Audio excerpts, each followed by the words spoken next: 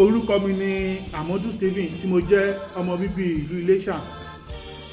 Mo fẹ́ kí àwa àkàndá tí a jẹ́ ọmọ bíbí ìlú orílẹ̀-èdè Yorùbá ká fi ọwọ́ sí petition yìí torí pé kò sí àǹfààní kankan tí a jẹ ní orílẹ̀-èdè Nàìjíríà. Ẹ ṣé ẹ bá fọwọ́ sí petition yìí láti kúrò ní orílẹ̀-èdè Nàìjíríà ká dá dúró gẹ́gẹ́ bí orílẹ̀-èdè Yorùbá. Ẹ ṣé púpọ̀, Ọlọ́run ràn yín lọ́wọ́. Mo jẹ́ àkàndá nípa ti ojú, mo support petition ti lọ lọ́wọ́lọ́wọ́. Àkàndá nípa tójú, mo support petition ti lọ lọ́wọ́. Nípa ìpèníjà ojú, mo lè support petition tó lọ lọ́wọ́.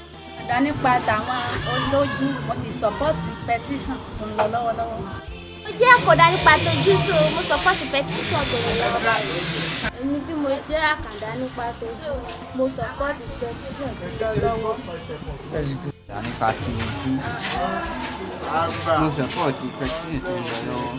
Mo jẹ́ àkàndá nípa ti ojú, mo support petition tó lọ lọ́wọ́lọ́wọ́. Èmi tí mo jẹ́ ọ̀kan náà àwọn àkàndá nípa ti ojú, mo support petition. Mo jẹ́ àkàndá nípa ti ojú, mo support petition tó lọ lọ́wọ́.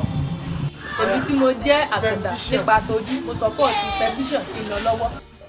I, as a person living with disability, I support this petition.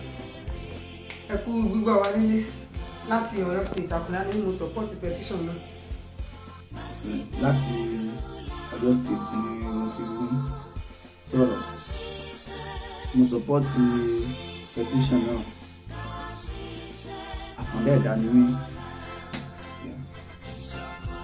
Orúkọ mi ni Amadu Stephen tí mo jẹ́ ọmọ bíbí ìlú Iléṣà, ṣùgbọ́n lọ́wọ́lọ́wọ́ sì mo wà ní orílẹ̀-èdè Amẹ́ríkà.